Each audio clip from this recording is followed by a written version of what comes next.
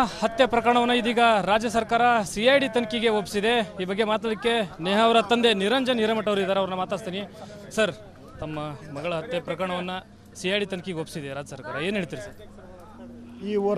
ಈ ಹೋರಾಟದಿಂದ ಸಿಐಡಿಗೆ ಕೊಟ್ಟಿದ್ದಾರೆ, ಸ್ವಾಗತಿಸ್ತೀನಿ.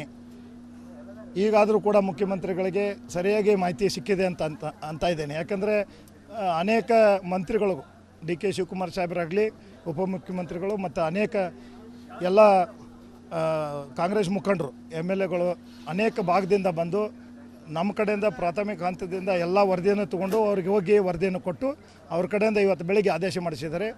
ಅದಕ್ಕೆ ನಾವು ಪ್ರಥಮವಾಗಿ ಅವ್ರಿಗೆ ಈ ಹೋರಾಟದ ಒಂದು ರೂಪ ಈಗ ಒಂದು ಎಲ್ಲರ ಫಲ ಕೊಟ್ಟಿದೆ ಅಂತ ಅನ್ನಿಸುತ್ತೆ. ಎಲ್ಲ ಒಂದು ಕಡೆ ಈ ಪ್ರಕರಣವನ್ನು ಸ್ಥಳೀಯವಾಗಿ ಮರೆಮಾಚುವಂಥ ಪ್ರಯತ್ನಗಳಾದವು ಅಂತ. ಮರೆಮಾಚೋದಲ್ಲ, ಮುಚ್ಚಿ ಹಾಕ್ಬೇಕನ್ನೋ ಪ್ಲ್ಯಾನ್ ಇತ್ತು. ಅವ್ಗೆ ರಾಜವರಸವಾಗಿ ಮತ್ತೊಂದು ಹತ್ಯೆ ಮಾಡೋಕ್ಕೆ ಅನುಕೂಲ ಆಗಲಿ ಅಂತ ಕೇಸ್ ಅವ್ರು ಫಿಟ್ ಮಾಡತ್ತಿದ್ರು. ಅದು ಕೂಡ ವ್ಯವಸ್ಥೆವಾಗಿ ನಡೀತಾ ಇತ್ತು. ಅದು ನನಗೆ ಸ್ಥಳೀಯವಾಗಿ ಕಂಡು ಬಂದಾಗ ನಾನು ಈ ಹೋರಾಟಕ್ಕಿಳಿದೆ. ನಾನು ಹೋರಾಟಗಾರದಿಂದ ಎಲ್ಲ ಈ ಫಲ ಸಿಕ್ತು. ಇಬ್ಬರ ಹೋರಾಟ ಮಾಡಿಲ್ಲ. ಇದು ರಾಜ್ಯವ್ಯಾಪ್ತಿ, ದೇಶವ್ಯಾಪ್ತಿ, ಜಾತ್ಯತೀತವಾಗಿ, ಪಕ್ಷಾತೀತವಾಗಿ ವ್ಯಾಪಾರ ಎಲ್ಲ ಕೂಡ ವಹಿವಾಟ ಎಲ್ಲ ಬಂದ್ ಮಾಡಿ ಬೀದಿಗಿಳಿದು ಹೋರಾಟ ಮಾಡ್ಯಾರ, ಮಠಾಧೀಶರು ಮಾಡ್ಯಾರ. ಆವಾಗ ಈಗ ಸರ್ಕಾರ, ನಮ್ಮ ಮುಖ್ಯಮಂತ್ರಿಗಳು ನಮ್ಮ ಮೇಲೆ, ನಾನು ಒಬ್ಬ ಕಾಂಗ್ರೆಸ್ ಕಾರ್ಪೊರೇಟರ್ ಇದ್ದ, ಈಗ ಕರುಣೆ ಬಂದಿದೆ ಮತ್ತು ಈಗ ಅವರು ಅದನ್ನು ಸೀರಿಯಸ್ ತೊಗೊಂಡಾರ ಅಂತೇಳಿ ನಮ್ಗೆ ನಂಬಿಕೆಯಿಂದ CID ಕೊಟ್ಟಾರಂತ ಅನ್ಕೊತೀನಿ. ಈಗ ಒಂದು ದುರ್ಘಟನೆ ನಡೆದಿದೆ, ಒಂದು ಹೆಣ್ಣುಮಗಳಿಗೆ ಅನ್ಯಾಯ ಆಗಿದೆ, ಇಂಥ ವಿಷಯದಲ್ಲೂ ಒಂದು ರೀತಿ ಷಡ್ಯಂತ್ರ ಮಾಡ್ತಾರಂದರೆ ಏನಂತೀರಿ ಸರ್? ಇದು ಷಡ್ಯಂತ್ರ. ಯಾಕಂದರೆ ಅವ್ರಿಗೆ ಪಾಪ ರಾಜ್ಯದ ಜವಾಬ್ದಾರಿ ಇದೆ. ಅವರು ರಾಜ್ಯವ್ಯಾಪ್ತಿ ಚುನಾವಣೆ ನಡೀತಾ ಇದೆ, ದೇಶವ್ಯಾಪ್ತಿ ಅವರ ಜವಾಬ್ದಾರಿ ಇದೆ. ಅವ್ರು ಅಡ್ಡಾಡತ್ತಾರೆ. ಅವರಿಗೆ ವರದಿ ಕೊಡೋರು ಯಾರು? ಸ್ಥಳೀಯವಾಗಿ ಇದ್ದಂಥ ತಮ್ಮ ಉನ್ನತ ಮೂಲದ ಅಧಿಕಾರಿಗಳು. ಅವರು ಸರಿಯಾಗಿ ಮಾಹಿತಿ ಕೊಡಲಾರ್ದೆ ಅವರಿಗೆ ದಿಕ್ಕು ತಪ್ಪಿಸುವಂಥ ವ್ಯವಸ್ಥೆ ಇಲ್ಲಾಗಿದೆ. ಅದಕ್ಕೆ ತಕ್ಷಣ ಇದೊಂದೇ ಇದ್ರ ಮೇಲೆ ಅದ್ರ ಮೇಲೆ ಅವ್ರಿಗೆ ಸಸ್ಪೆಂಡ್ ಮಾಡಬೇಕು ಮತ್ತು ಅವ್ರನ್ನ ಟ್ರಾನ್ಸ್ಫರ್ ಮಾಡಬೇಕು, ಅವ್ರು ಸಸ್ಪೆಂಡ್ ಮಾಡಬೇಕು.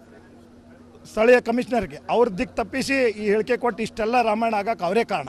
ಅದಕ್ಕೆ ನಾನು ಮುಖ್ಯಮಂತ್ರಿಗಳಿಗೆ ವಿನಂತಿ ಮಾಡ್ತೀನಿ, ಮತ್ತು ಗೃಹ ಸಚಿವರಿಗೆ ವಿನಂತಿ ಮಾಡ್ತೀನಿ, ಕಾನೂನು ಸಚಿವರಿಗೆ ವಿನಂತಿ ಮಾಡ್ತೀನಿ. ಇಂಥ ಅಧಿಕಾರಿಗಳು ಯಾರು ಅದಾರಲ್ಲ ಹುಡುಕಿ ಅವ್ರನ್ನ ಬೇರೆ ಇಲಾಖೆಗೆ ಹಾಕಿ ಇಲ್ಲಿ ದಕ್ಷ ಆಫೀಸರ್ ಬೇಕು. ಹೆಂಗೆ ಹೈದರಾಬಾದ್ನಲ್ಲಿ ನಮ್ಮ ಹುಬ್ಬಳ್ಳಿಯ IPS ಆಫೀಸರ್ ಸಜ್ಜನವ್ರು ಇದ್ದರು, ಆ ರೀತಿಯಂಥ ಆಫೀಸರ್ ನಮಗೆ ಬೇಕು. ಎನ್ಕೌಂಟರ್ ಮಾಡುವಂಥ ಅಧಿಕಾರ ಯಾವಾಗ ಇದೆ, ಅದನ್ನು ಉಪಯೋಗ ಮಾಡುವಂಥ ಅಧಿಕಾರಿಗಳು ಬೇಕು. ದಕ್ಷ ಆಫೀಸರ್ ನನಗೆ ಬೇಕಂತೇಳಿ ನಾನು ಬೇಡಿಕೆ ಕೂಡ ಇಡ್ತೇನೆ. ಪ್ರಕರಣ CID ತನಿಖೆಗೆ ಒಪ್ಪಿಸಿದ್ದಾರೆ. ಈಗಲಾದರೂ ಈ ನಿಷ್ಪಕ್ಷಪಾತವಾಗಿ ತನಿಖೆ ಆಗುತ್ತೆ ಅನ್ನೋ ಭರವಸೆ ಇದೆ ಸರ್?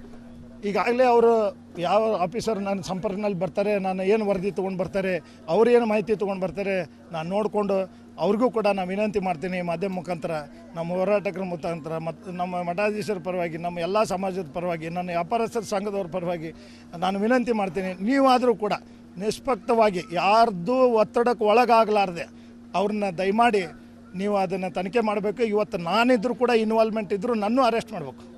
ನನ್ನ ಮಂತಂದಾಗಿದ್ದರೂ ಅವ್ರು ಕೂಡ ಅರೆಸ್ಟ್ ಮಾಡಬೇಕು. ಇದು ಇನ್ನು ಯಾರು ದಾರಿ ತಪ್ಪಿಸಾತಿದ್ರು, ಎಷ್ಟು ದಿವಸದಿಂದ ಷಡ್ಯಂತ್ರ ನಡೀತಿತ್ತು, ಅವ್ರಿಗೆ ಎಷ್ಟು ದಿವಸದಿಂದ ಅದನ್ನು ಸಪೋರ್ಟರ್ಸ್ ಅದಾರ. ಇದು ಒಬ್ಬನಿಂದ ಆಗದಂಥ ಕೆಲಸ. ಅದಕ್ಕೆ ಯಾರ್ಯಾರು ಇದ್ರು ಎಲ್ಲರನ್ನೂ ಸರಿಯಾಗಿ ಮಾಹಿತಿ ತೊಗೊಂಡು ತಾವು ಅರೆಸ್ಟ್ ಮಾಡಬೇಕು. ಮೊದಲೇ ಅವ್ರಿಗೆ ಯಾವ್ಯಾವ ಶಿಕ್ಷೆ, ಯಾವ್ಯಾವ IPC ಒಳಗೆ ಏನದಾವು ಅವನ್ನೆಲ್ಲ ಕಾನೂನು ಇದು ತೊಗೋಬೇಕಂತ ನಾ ಹೇಳ್ತೀನಿ. ಇದಿಷ್ಟು ನೇಹಾ ತಂದೆ ನಿರಂಜನ್ ಅವರ ಮಾತು. ಈವರೆಗೂ ಈ ಪ್ರಕರಣಕ್ಕೆ ನ್ಯಾಯ ಸಿಗುತ್ತೆ ಅಂತಕ್ಕಂಥ ಭರವಸೆ ಇರಲಿಲ್ಲ. ಆದರೆ ಈಗ CID ತನಿಖೆಗೆ ಒಪ್ಪಿಸಲಾಗಿದೆ, ತಕ್ಕ ಮಟ್ಟಿಗೆ ತೃಪ್ತಿ ತಂದಿದೆ. ಈ ತನಿಖೆ ಮುಖಾಂತರವಾದರೂ ನನ್ನ ಮಗಳಿಗೆ ನ್ಯಾಯ ಸಿಗುತ್ತೆ ಅಂತಕ್ಕಂಥ ಭರವಸೆ ನಮ್ಮ ಕುಟುಂಬಕ್ಕಿದೆ ಅಂತಕ್ಕಂಥ ಮಾತುಗಳನ್ನು ನಿರಂಜನ್ ಅವರು ಹೇಳ್ತಾ ಇದ್ದಾರೆ. ಕ್ಯಾಮರಾ ಪರ್ಸನ್ ವಿನಾಯಕ್ ಪೂಜಾರ್ ಜೊತೆ ಪ್ರಕಾಶ್ ಹಿರೇಮಠ, ರಿಪಬ್ಲಿಕ್ ಕನ್ನಡ, ಹುಬ್ಬಳ್ಳಿ.